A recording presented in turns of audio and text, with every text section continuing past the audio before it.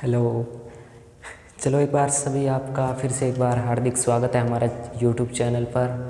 जैसा कि आप लोग जानते ही होंगे कि हमने भूगोल की जो है क्लासेस स्टार्ट की है। आज है जो हमारी चौथी क्लास है और हम कौन सा टॉपिक शुरू किया है साहब? भारत का स्थिति और विस्तार वाला जो टॉपिक है वो हमने क्या किया था, शुरू किया था। और उसकी हमने कितनी क्लासें ले ली साहब? उसकी हमने 3 क्लासें ले ली और आज हमारी कौन सी क्लास है यहाँ पर? चौथी क्लास है। और आज मेरे को लगता है कि साहब इस टॉपिक को हम लगभग पूरा कर लेंगे। कोशिश तो यही करेंगे कि आज हम इस टॉपिक को लगभग पूरा कर लेंगे। देखो फिर क्या होता है, आखिरी वक्त पर पता चलता है। और तो सबसे पहले आप हमारे चैनल पर यदि नए आए हो तो एक बार चैनल को सब्सक्राइब कीजिएगा। और क्लास समाप्त होने के बाद में, क्योंकि बीच में तो क्या पता चलेगा, क्लास समाप्त होने के बाद यदि आपको हमारी क्लास अच्छी लगी हो तो एक बार अपना अच्छा सा रेफरेंस या कमेंट दीजिएगा और वीडियो को लाइक कीजिएगा और उस हर ज़रूरतमंद के पास पहुंचाइएगा जिसको इसकी क्या है, ज़रूरत है। और फिलहाल के आप जानते हो कि आप कंपटीशन के अंदर है जो स्टैटिक जीके के अंदर ये क्लास बहुत फ़ायदेमंद रहती है। और उसके बाद में हमारा जो फिक्स ज्योग्राफी सब्जेक्ट रहता है वहाँ पर तो बहुत ही मंदी क्या रहती है, फ़ायदेमंद रहती है। तो चलो हम शुरू करते हैं बिना टाइम गंवाए। देखो तो साहब हमने देखो कल जो है हमने कल जो आखिरी वक्त ली थी वो कहाँ तक ली थी? हमने चीन की सीमा तक ली थी ना, यानी मैकमोहन रेखा हमने पढ़ दी थी। और उसके बाद में भारत चीन हमने सीमा विवाद पढ़ लिया था। इतना पढ़ लिया था, भारत चीन सीमा विवाद। और भारत चीन सीमा विवाद हमने कितने पढ़े? 4। पहला अक्साई चीन, उसके बाद स्टेपल वीजा, और उसके बाद में डोकलाम विवाद, और फिर हमने आखिरी कौन सा पढ़ा था? मोतियों की माला। कौन सा पढ़ा था? मोतियों की माला। अब देखिएगा, अब हम अगली सीमा पढ़ते हैं किसकी? अब हम अगली सीमा पढ़ते हैं। तो कल वो हमारा चीन वाला जो पोर्शन था वो खत्म हो गया। अब देखो हम अगली पढ़ते हैं भारत नेपाल सीमा। देखो साहब भारत नेपाल सीमा, देखो भारत नेपाल, देखो साहब भारत नेपाल सीमा का विशेष कोई सीमा रेखा का नाम नहीं है। पहली बात, इस सीमा रेखा का कोई भी नाम नहीं है। अब देखो अगली बात, ये भारत के कितने राज्यों से गुजरती है? तो देखिएगा जिस तरीके से मैं यहाँ पे मैप बना रहा हूँ, इस तरीके से मैप बना रहा हूँ एक इस तरीके। देखो यहाँ पर एक राज्य है, उस राज्य का नाम है ये, यहाँ पर अपना नेपाल है। पहले यहीं पर क्या है? ये नेपाल। यहाँ पर एक राज्य, इस राज्य का नाम है उत्तराखंड। उसके बाद में यहाँ पर एक राज्य आता है, उसका नाम है उत्तर प्रदेश। और उत्तर प्रदेश के बाद में यहाँ पर एक राज्य आता है, उसका नाम है बिहार। क्या नाम है? बिहार। बिहार के बाद में अपना एक राज्य आता है, उसका नाम है यहाँ पर पश्चिमी बंगाल। क्या कौन सा राज्य है? वेस्ट बंगाल। और उसके बाद में यहाँ पर आता है सिक्किम। कि तो कौन सा आता है? सिक्किम। तो नेपाल के साथ भारत के कितने राज्य सीमा बनाते हैं? देखो 1, 2, 3, 4 और 5। कितने राज्य सीमा बनाते हैं? 5 है। कौन कौन से? उत्तराखंड, उत्तर प्रदेश, बिहार, पश्चिम बंगाल और सिक्किम। बस भारत नेपाल सीमा का इतना ही ध्यान रखना है। भारत नेपाल सीमा अपनी उत्तराखंड, उत्तर प्रदेश, बिहार, पश्चिम बंगाल और सिक्किम के साथ बनाता है। अब देखो भारत नेपाल सीमा विवाद,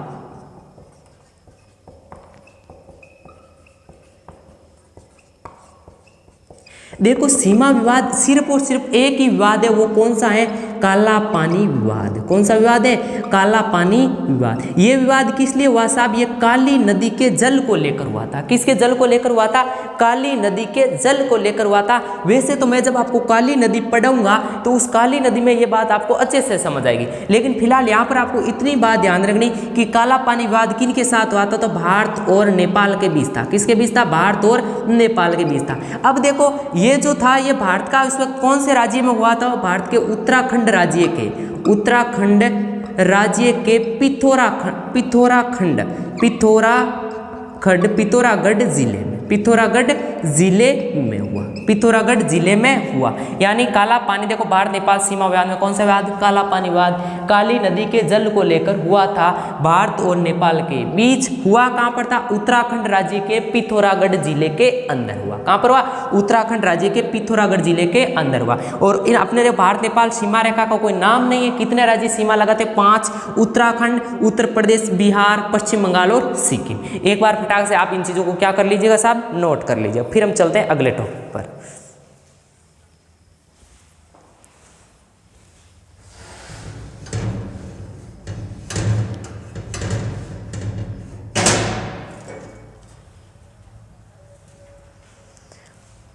कर लिया होगा। अब देखिए अगली सीमा, तो ये थी आपकी भारत नेपाल सीमा, छोटी सी थी।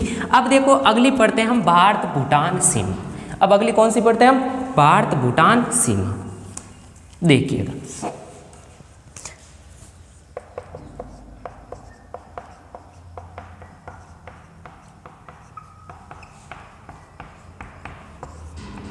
देखो साहब, भारत जो भूटान सीमा है ये अपनी, ये सीमा रेखा का भी कोई स्पेशल नाम नहीं है, समझ गए बात। अब देखो कितने राज्य है, तो देखिएगा इधर से दिखा रहा हूं आपको,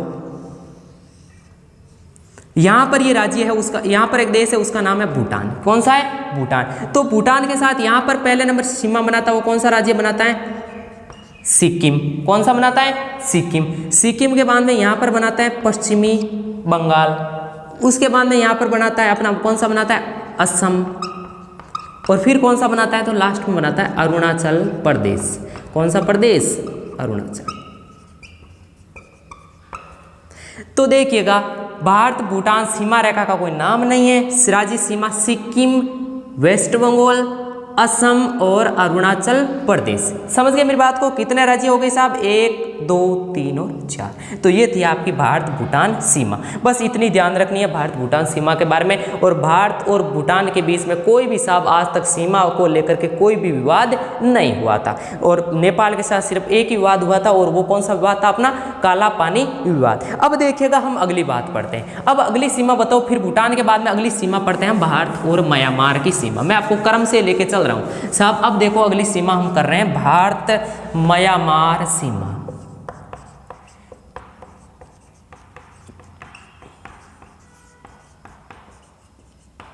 देखिएगा भारत म्यांमार सीमा इस तरीके से, देखिएगा ये इस तरीके से अपना जो मैप बन रहा है, देखिएगा यहाँ पर आप जानते हो कि ये ऊपर से ये जिस तरीके से ये भारत वाला हिस्सा आ रहा है, और यहाँ पर आपको पता ही है कि यहाँ पर क्या फैला साहब? हिमालय फैला हुआ है। क्या फैला हुआ है?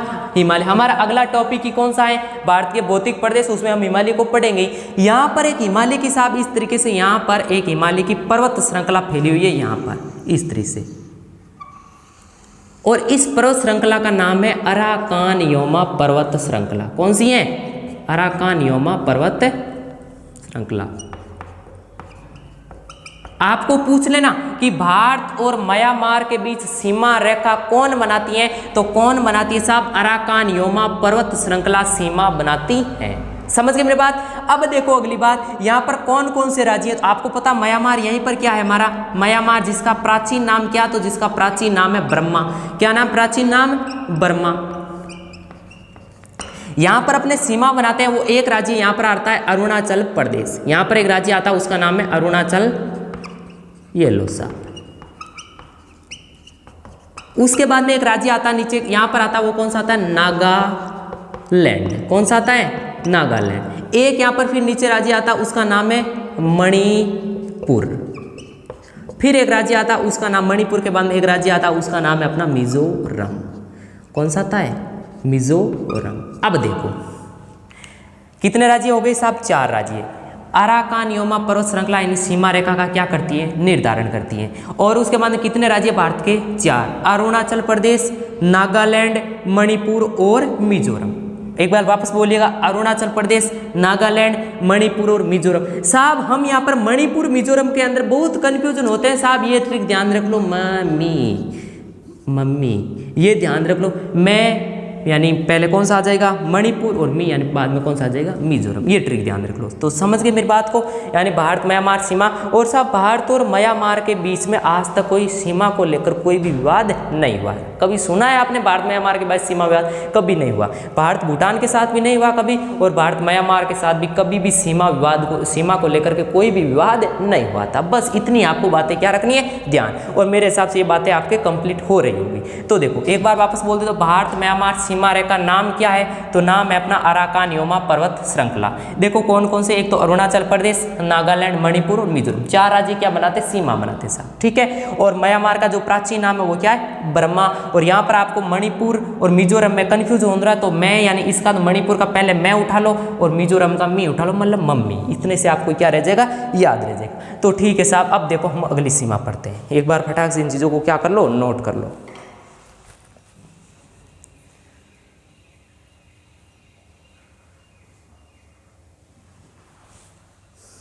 अब देखो अगली, अब अपना जो आखिरी में आ गए वो आ गए हम भारत बांग्लादेश सीमा रेखा। देखिएगा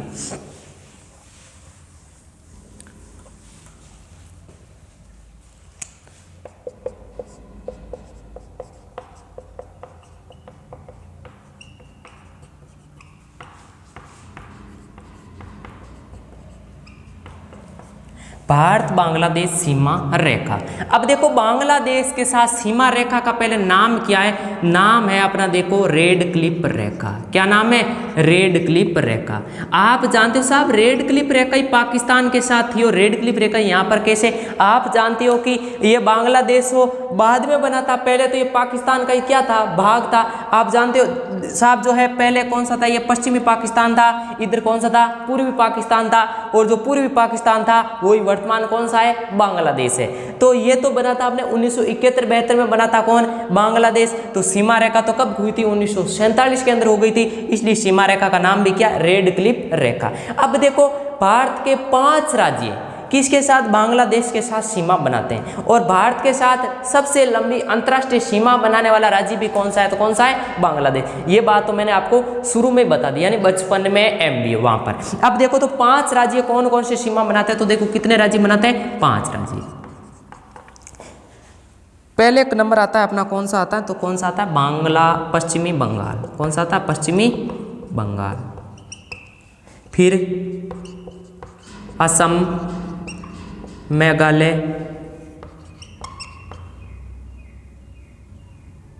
फिर असम, त्रिपुरा, मिजोरम। ये लो सा कितने राज्य हो गए, देखो 1 2 3, ये तो सेम ही लिखा मैंने, नाम लिखा क्यों अभी पता चल जाएगा, 4 और ये 5। एक बार इन चीज़ों को फटाक से नोट कीजिएगा, 1 मिनट।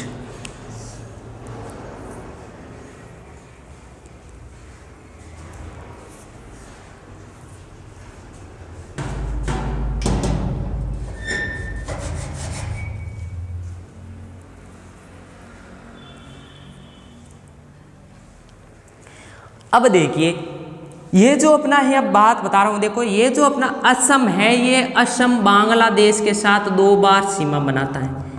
असम बांग्लादेश के साथ 2 बार सीमा बनाता है, समझ गए बात। सर्वाधिक सीमा पूछ ले तो कौन बनाता है, पश्चिमी बंगाल, समझ गए बात। अगली बात, तीनों ओर से बांग्लादेश से घिरा राज्य कौन सा है, तो वो है त्रिपुरा। कौन सा राज्य है, त्रिपुरा। तो देखिएगा कौन कौन से राज्य कितने, पहले सीमा रेखा का नाम रेड क्लिफ रेखा, राज्य कितने, 5, पश्चिमी बंगाल, असम, मेघालय, फिर वापस कौन आता है, असम, और फिर क्या आता है, त्रिपुरा, और फिर मिजोरम। अब देखिएगा असम कितनी बार बांग्लादेश के साथ सीमा बनाता है, तो 2 बार। तीनों ओर से कौन गिरा है, तो कौन गिरा, अपना त्रिपुरा। और सबसे ज्यादा सीमा बनाता है वो कौन बनाता है, अपना कौन बनाता है, तो पश्चिमी बंगाल। अब देखिएगा हम इसके कुछ सीमा के बारे में और चीजें पढ़ते हैं, आप इन चीजों को नोट कर ली होगी। अब देखो मैं यहीं पर लिख देता हूं, ऊपर देखो, यहां पर देखो मैं एक पॉइंट लिखता हूं, 3 बीघा गलियारा। 3 बीघा गलियारा आपको पूछे ना साहब, 3 बीघा गलियारा किन 2 देशों के मध्य, तो वो है भारत और बांग्लादेश। इधर भारत की तरफ से कौन सा राज्य है, तो कौन सा राज्य है, पश्चिमी बंगाल व बांग्लादेश के बीच। 3 बीघा गलियारा है जो पश्चिमी बंगाल व बांग्लादेश के बीच है, है, समझिए बात। तो 3 बीघा गलियारा, एक मेरे फैक्ट होता है, 3 बीघा गलियारा किन 2 देशों के बीच में, तो भारत और बांग्लादेश। भारत का कौन सा राज्य है, तो कौन सा है, पश्चिमी बंगाल। कौन सा है, पश्चिमी बंगाल। अब देखो अगली जीरो रेखा, कौन सी रेखा, जीरो रेखा। तो ये जीरो रेखा किन 2 देशों के बीच में है, तो भारत और बांग्लादेश के बीच में है। और भारत का कौन सा राज्य है, तो त्रिपुरा। त्रिपुरा और बांग्लादेश के बीच, बांग्लादेश के बीच। मेरे ख्याल से ये दोनों पॉइंट क्लियर हो गए। यानी 3 बीघा गलियारा तो 2 कितने 2 देशों के बीच में, 2, एक तो अपना है भारत और एक है बांग्लादेश। भारत का कौन सा राज्य है, पश्चिम बंगाल। जीरो रेखा किन देशों के बीच में, भारत और बांग्लादेश। भारत का कौन सा राज्य है, तो कौन सा राज्य है, त्रिपुरा। एक बार नोट कर लो। अब देखो अगली बात हम पढ़ते हैं, इनकी भारत और बांग्लादेश का सीमा विवाद। अब देखो अगली बात,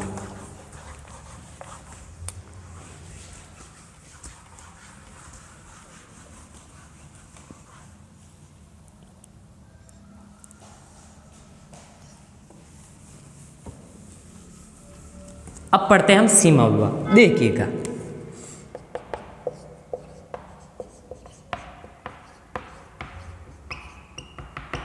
देखो सीमा विवाद में पहला ही जो विवाद हुआ था वो हुआ था जमीनी विवाद।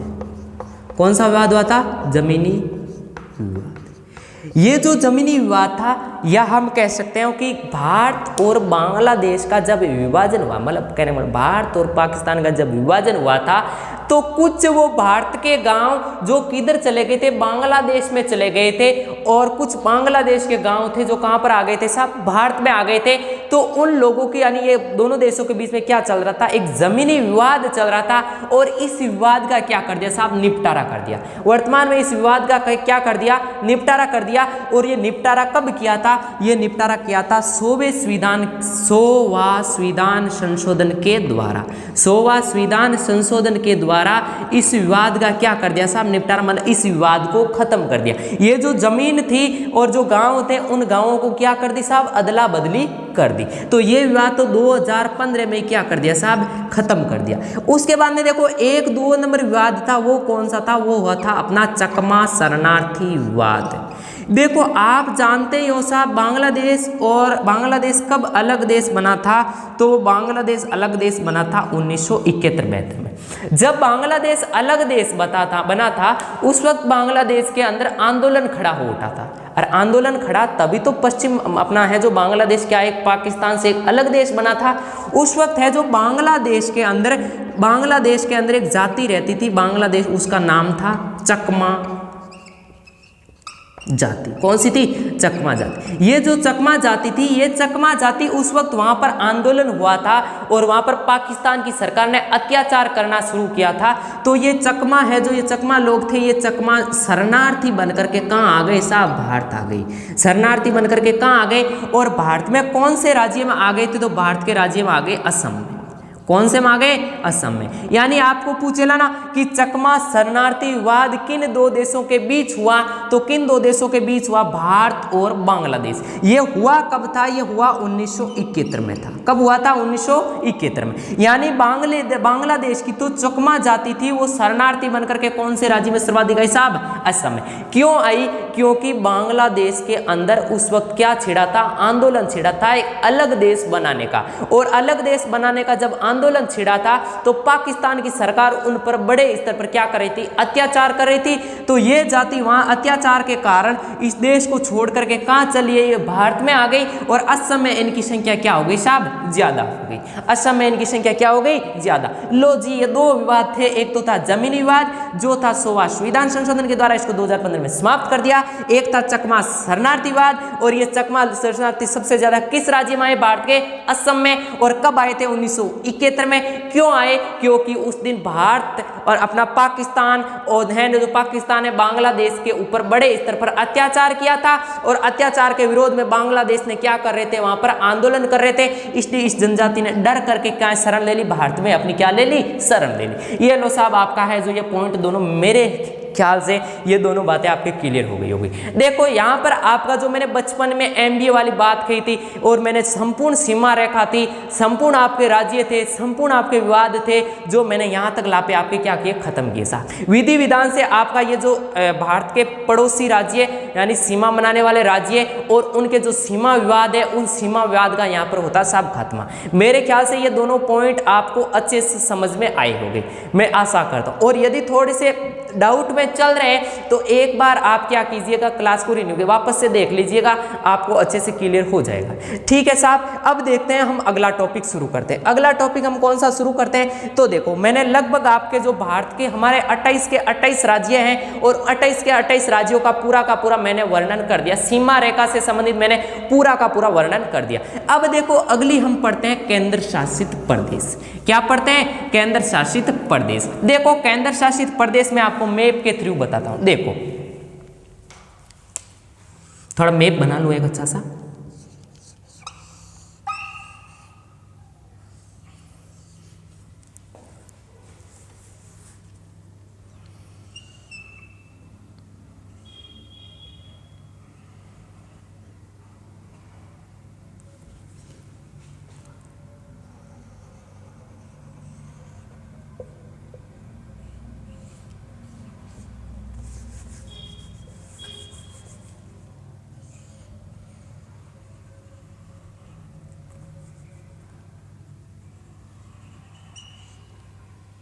तो इतना अच्छा तो नहीं बन रहा, लेकिन फिर भी आप कंप्रोमाइज कर लें। अब देखिएगा, अब देखो मैं केंद्र शासित प्रदेश, यहाँ पर मैं हेडिंग लगा देता हूँ केंद्र शासित प्रदेश।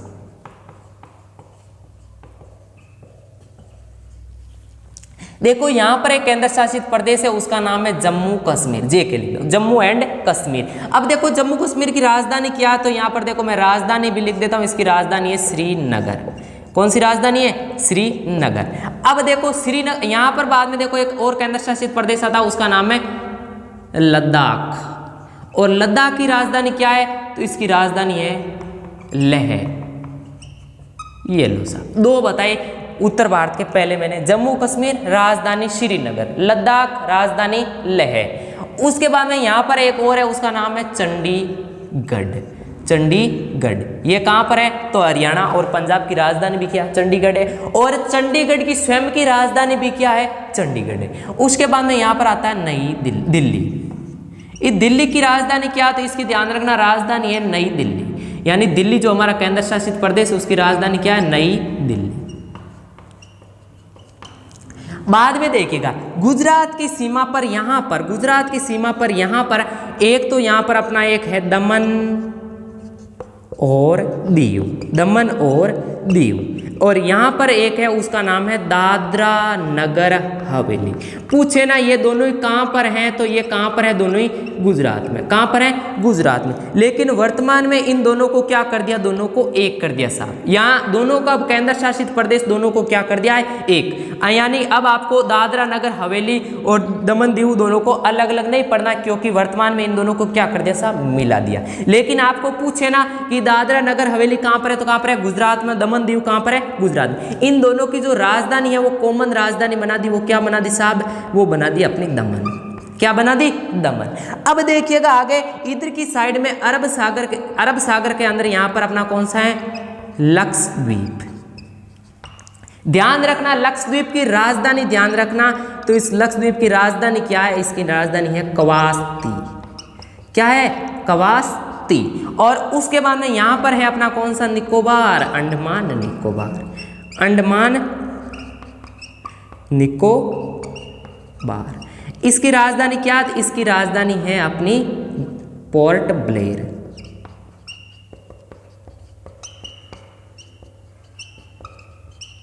ये लो। अब देखो हमारा कितने हो गए? 1 2 3 4 5 6 7 8। टोटली वर्तमान में भी कितने हैं साहब? 8 है। तो कौन सा बच गया? एक बचा पुडुचेरी, और वो भी सबसे क्या ज्यादा महत्वपूर्ण है। देखो पुडुचेरी कितने राज्यों के अंदर फैला हुआ है? तो 3 राज्यों के अंदर फैला हुआ है। ध्यान से देखिएगा, यहाँ पर पुडुचेरी का एक भाग फैला हुआ है, और इस पुडुचेरी का यहाँ पर इसका नाम क्या है? तो इसका नाम है माहे। ये माहे ये कहाँ पर फैला है? केरल में। कहाँ पर फैला है? केरल में। उसके बाद में यहाँ पर है अपना एक तमिलनाडु के अंदर, उसका नाम है करी काल, और ये कहाँ पर है? तमिलनाडु में। और आपको सीधे पुडुचेरी पूछ ले तो पुडुचेरी भी, वैसे राजधानी पूछ ले तो राजधानी भी कहाँ पर है? पुडुचेरी, तो कहाँ पर है? तमिलनाडु में। उसके बाद में यहाँ पर ऊपर की साइड में अपना क्या है?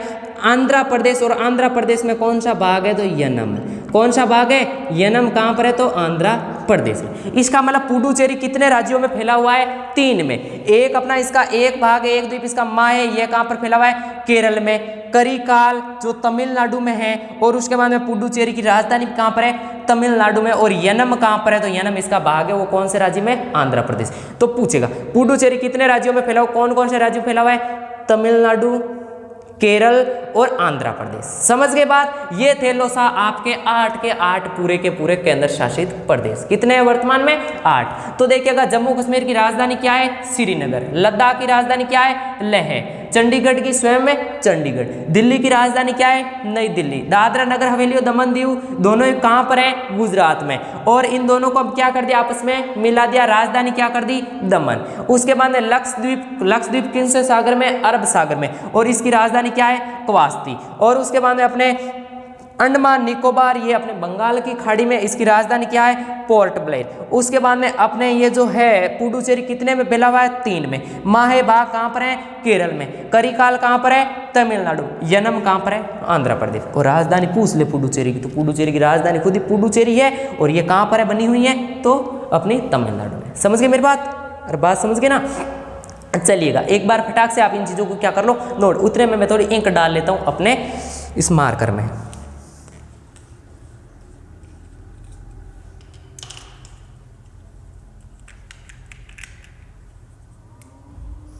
फटाक से चीज़ों को नोट कर लो आप।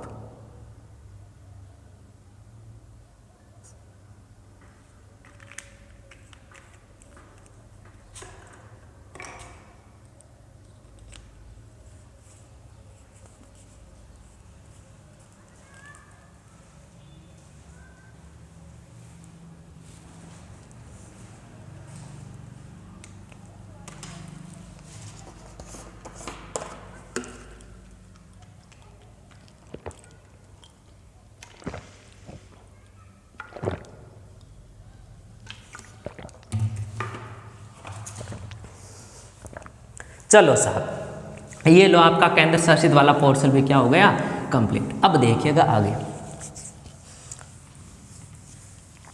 हेडिंग लगा लो महत्वपूर्ण द्वीप।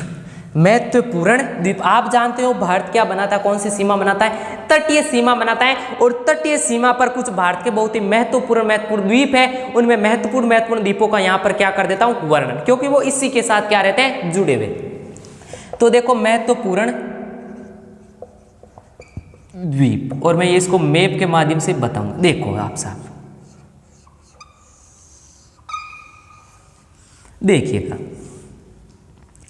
यहीं पर देखो कौन सा राज्य है, तो बताओ एक बार बोलो कौन सा है, गुजरात, फिर कौन सा है महाराष्ट्र, फिर कौन सा है गोवा, फिर कौन सा है कर्नाटक, फिर कौन सा है केरला, फिर कौन सा है यहाँ पर तमिलनाडु, फिर कौन सा है आंध्र प्रदेश, ओडिशा और फिर वेस्ट बंगाल। ओके अब देखिए गुजरात के यहाँ पर खंभात की खाड़ी, यहाँ पर नर्मदा नदी, इधर से एक नदी आती है, इस नदी का नाम है साहब नर्मदा नदी। कौन सी नदी आती है नर्मदा नदी। इस नर्मदा नदी के मुहाने पर गुजरात में दो द्वीप बने हुए, एक द्वीप का नाम है एलिया बेट। क्या नाम है एलिया बेट द्वीप। एक यहाँ पर एक और द्वीप बना उसका नाम है कोडिया बेट।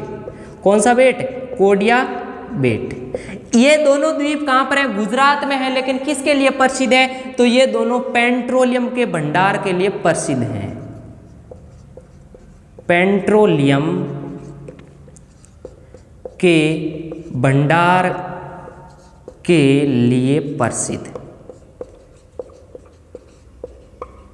दो द्वीप बताएं गुजरात में नर्मदा नदी के मुहाने पर, एक तो एलिया बेट और एक कोडिया बेट। ये दोनों किसके लिए प्रसिद्ध है, तो किसके लिए प्रसिद्ध है पेट्रोलियम के भंडार के लिए प्रसिद्ध है कहां पर खंभात की खाड़ी में, और ये खंभात है कहां पर गुजरात में। अब देखो नीचे आते हैं महाराष्ट्र में। महाराष्ट्र का ध्यान रखना, महाराष्ट्र में आपको पता ही है कौन कौन यहाँ पर स्थित है, मुंबई, और यहाँ पर एक मुंबई कौन से द्वीप पर स्थित है, तो उस द्वीप का नाम है सेलसेट द्वीप। सेलसेट द्वीप।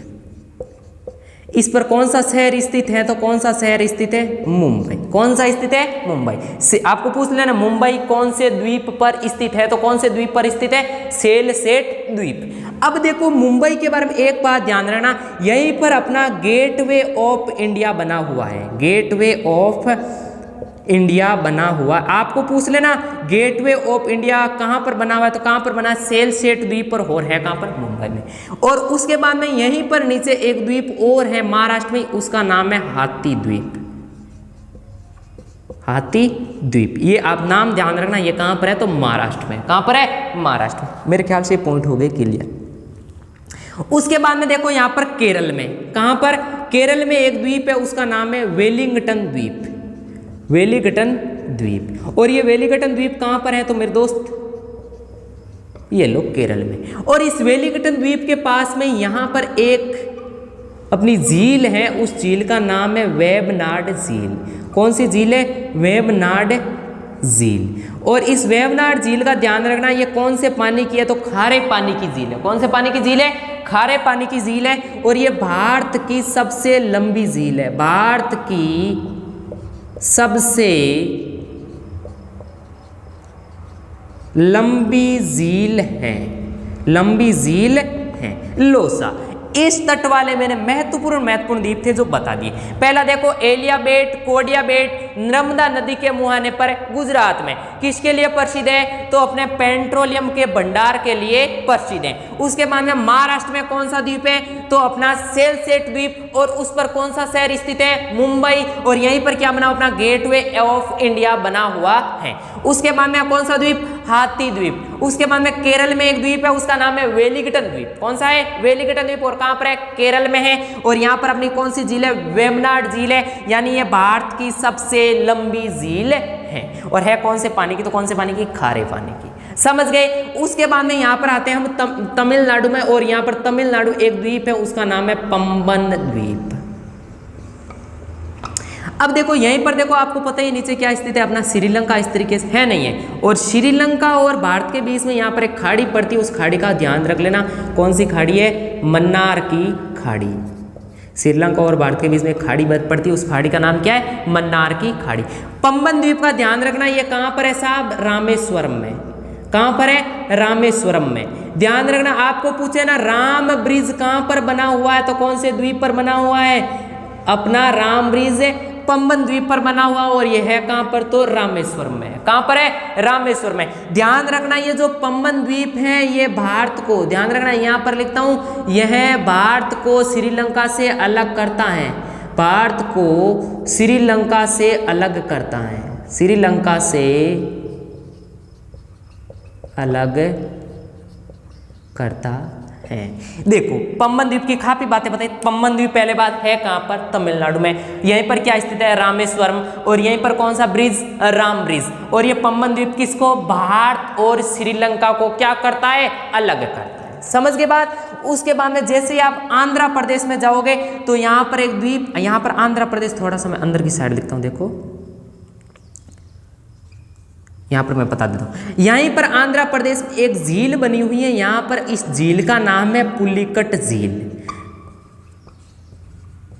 पुलिकट झील। और ये पुलिकट झील के मुहाने पर, यहाँ पर पुलिकट झील के मुहाने पर एक द्वीप है, उसका नाम है श्री हरिकोटा द्वीप। कौन सा द्वीप? श्री हरिकोटा द्वीप। ध्यान रखना यहीं पर अपना सतीश धवन अंतरिक्ष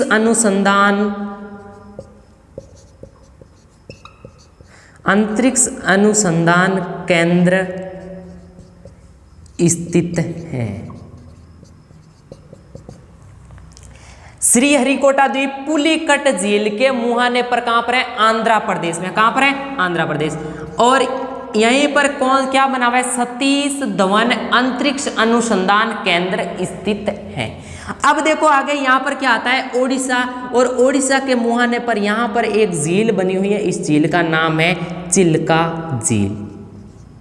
भारत की सबसे बड़ी खारे पानी की झील है। कौन सी झील है? और चिल्का झील ये सबसे बड़ी खारे पानी की, और ये है कहाँ पर? ओडिशा में। और इस चिल्का झील के मुहाने पर यहाँ पर एक द्वीप है, और इसका द्वीप का नाम है अपना कौन सा? व्हीलर द्वीप। व्हीलर द्वीप। इस व्हीलर द्वीप का वर्तमान में नाम चेंज कर दिया, इसी का नाम कर दिया साहब एपीजे अब्दुल कलाम द्वीप। एपीजे अब्दुल कलाम द्वीप, इसका नाम क्या कर दिया? एपीजे अब्दुल कलाम द्वीप। आपको पूछे ना भारत में लंबी दूरी की मिसाइलों को कहां से छोड़ा जाता है, तो वो व्हीलर द्वीप से छोड़ा जाता है। और वो व्हीलर द्वीप किस झील के मुहाने पर? चिल्का झील के मुहाने पर। कहां पर है? ओडिशा में है। और ये इसका नया नाम क्या कर दिया? एपीजे अब्दुल कलाम द्वीप कर दिया है। मेरे ख्याल से इतने आपको पॉइंट आराम से समझ में आ गए होंगे। एक बार इन चीज़ों को एक बार पुनः देखिएगा, एक बार इन चीज़ों को आप थोड़ा बहुत क्या देखिएगा? पुनः देखिए और ध्यान से समझिएगा।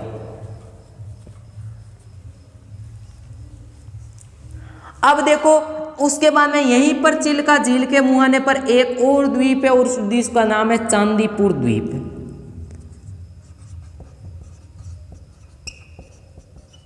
ये भी कहाँ पर है? ओडिशा में। और फिर आपको पता ही ऊपर ये क्या आता है? अपना वेस्ट बंगाल। और इस वेस्ट बंगाल में द्वीप है, उसका नाम है गंगा सागर द्वीप। गंगा सागर द्वीप। तो लो जी, ये आपके जो महत्व महत्वपूर्ण द्वीप थे, वो महत्वपूर्ण द्वीप मैंने एक ही स्लाइड पर क्या कर दिए, सजा दिए। ये मैंने एक ही स्लाइड पर आपके सजा, ध्यान से देखिएगा इन चीजों को।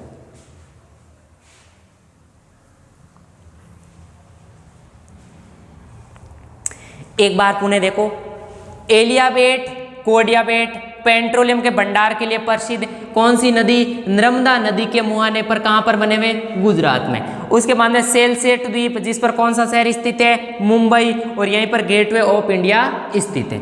उसके बाद में यहीं पर एक और है, उसका नाम है हाथी द्वीप। और उसके बाद में देखो अपना केरल में कौन सा द्वीप है, वेलिंगटन द्वीप, और यहीं पर वेलिंगटन द्वीप के पास एक झील बनी, उसका नाम है वेम्बनाड झील, और ये भारत की सबसे लंबी झील है। अब देखो यहीं पर नीचे ये श्रीलंका है, श्रीलंका और भारत के बीच में कौन सी खाड़ी, तो मन्नार की खाड़ी। यहीं पर मन्नार की खाड़ी में एक द्वीप है, उसका नाम है पंबन द्वीप, और यहीं पर रामेश्वरम धाम है, और यही देखो यहाँ पर कौन सा ब्रिज बना हुआ है, राम ब्रिज। और ये राम ब्रिज का पंबन द्वीप की एक विशेषता है साहब, यह द्वीप भारत को श्रीलंका से अलग करता है। उसके बाद में श्री हरिकोटा द्वीप कहाँ पर है, आंध्र प्रदेश में, और यहीं पर अपना क्या बना, सतीश धवन अंतरिक्ष अनुसंधान केंद्र स्थित है। और ये कौन सी झील के, पुलिकट झील के मुहाने पर है। उसके बाद में चिल्का झील कहाँ पर है, ओडिशा में, उसके मुहाने पर दो द्वीप, एक तो चांदीपुर द्वीप और एक कौन सा, व्हेइलर द्वीप। व्हेइलर द्वीप का एक और नाम कर दिया एपीजे अब्दुल कलाम द्वीप। और लंबी दूरी की जो मिसाइलें छोड़ी जाती है वो कौन से द्वीप से छोड़ी जाती हैं, व्हेइलर द्वीप से। उसके बाद में पश्चिम बंगाल में एक द्वीप है, उसका नाम है गंगा सागर द्वीप। कौन सा है, गंगा सागर द्वीप। लो जी, ये हमने यहाँ पर जो भारत का सामान्य स्थिति और विस्तार वाला जो टॉपिक था, वो टॉपिक मैंने यहाँ पर आपका क्या किया है, समाप्त किया है साहब। समझ गए मेरी बात। यहाँ पर ये जो अपना भारत का स्थिति और विस्तार वाला टॉपिक क्या हुआ है, समाप्त है। और हम अब अगली क्लास में क्या शुरू करने वाले हैं, भारत के भौतिक जो प्रदेश है, उन भौतिक प्रदेशों को बड़े विस्तारित रूप में, क्योंकि विस्तार को भी इतना विस्तार से पढ़ा है, तो फिर अगले भौतिक प्रदेशों अच्छे से और विस्तार से उन चीज़ों को क्या करेंगे, हम कंप्लीट करेंगे। तो देखिएगा, यदि आप हमारे चैनल पर नए हो तो एक बार चैनल को सब्सक्राइब कीजिएगा, एक अच्छा सा लाइक दीजिएगा, एक कमेंट कीजिएगा, और उसके बाद में जिस ज़रूरतमंद को हो तो उसके पास ज़रूरतमंद को भेजिएगा। और सुनिएगा एक मेरी लास्ट में बात साहब, ये जो कंटीला जो हमारा रास्ता है, इस कंटीले मंजिल के सफर में साहब अकेले कोई सफर तय करना पड़ता है, कोई नहीं आने वाला साहब गुलाब का फूल बिछाने के लिए। मेरे तो सुन रहे हो ना, यानी ये जो कंटीला रास्ता है ना, इस कंटीले रास्ते में अकेले को चलना पड़ता है, कोई नहीं आएगा सामने गुलाब का फूल लेके। जिस दिन आप सफलता के मंजर पर होगा ना, उस दिन तो लाखों की भीड़ पीछे होगी, लेकिन ये सफलता को पाने के लिए अकेले को क्या करना पड़ता है साहब, चलना पड़ता है। तो जय हिंद, जय भारत। मिलते हैं अपनी नेक्स्ट क्लास में, तब तक नमस्कार साहब।